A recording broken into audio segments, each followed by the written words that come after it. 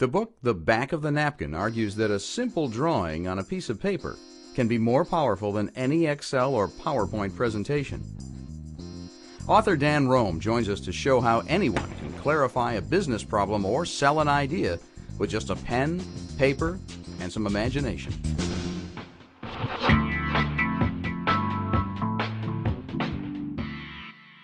What if there was a way to more quickly look at problems, more intuitively understand them, and then more rapidly convey to others what we've discovered?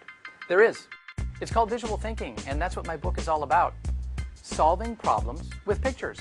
Now, I assure you that solving problems with pictures has nothing to do with artistic training or talent, so don't even worry about it. If you can draw a box, if you can draw an arrow, if you can draw a stick figure, you're well on your way. When people think in terms of visually representing something, it's usually for the purpose of selling an idea or presenting a concept or a product. But I believe that visual thinking can be utilized even before the conception of the idea. Visual thinking can be used to discover that idea, then develop it, and then finally present it. And that's how my book is laid out. I first show you how to see visually, which I know sounds a little bit weird, but it really isn't. I then show you how to imagine visually, and finally, how to show ideas visually. For this video, we'll focus on the imagination section, because that's really the epicenter of visual thinking.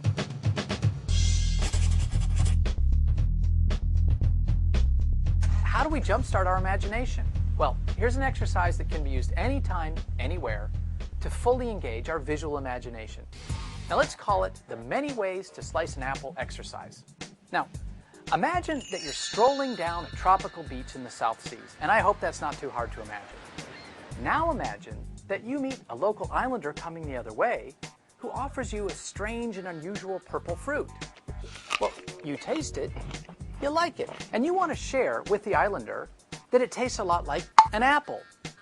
But you don't speak the same language. Okay, you happen to have a napkin in your pocket, and so you quickly draw out an apple. But it doesn't really resonate with the islander. Then you draw an apple tree. Then again, maybe it would be better to draw the whole orchard. Now you have three valid descriptions of the same apple, yet each looks quite different. Suddenly you realize that depending on what you want the islander to understand about apples, you could sketch all sorts of other views. You might want to show how nutritious an apple is, or you might find it more useful to explain how to make that perfect apple pie. You may want to point out specific details of the fruit, or maybe it makes more sense to compare your apple with other fruits that the islander may already know. You could show how an apple begins, or you could show how an apple ends. Now wow, all that from one apple. Believe it or not, standing there on the beach with nothing but a pen, a napkin, and this islander looking at you, you've activated every corner of your mind's eye and both sides of your brain.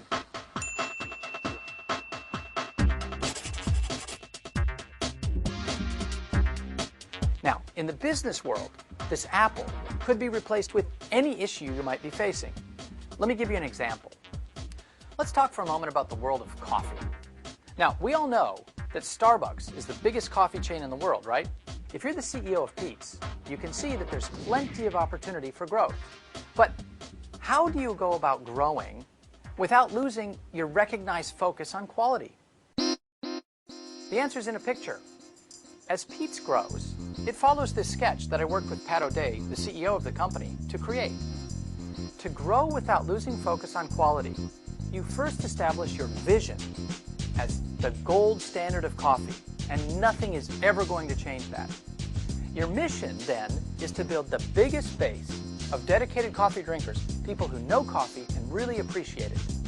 Now, to achieve that, you break your operations into 4 pieces, each of which has its own objectives and quality measures. First, serve. Now, these are the folks that are pulling the shots and talking with customers every day. Next, develop. Now, this means human resources and training. These are the people that are making sure that everyone knows what they need to do and how they fit into the quality chain. Third is manage, which means everyone responsible for running the stores and running the business. And last is the group that's responsible to inspire, which means the senior leadership from the CEO to the head brewer. there you see it, the strategy of peeps on the back of a napkin.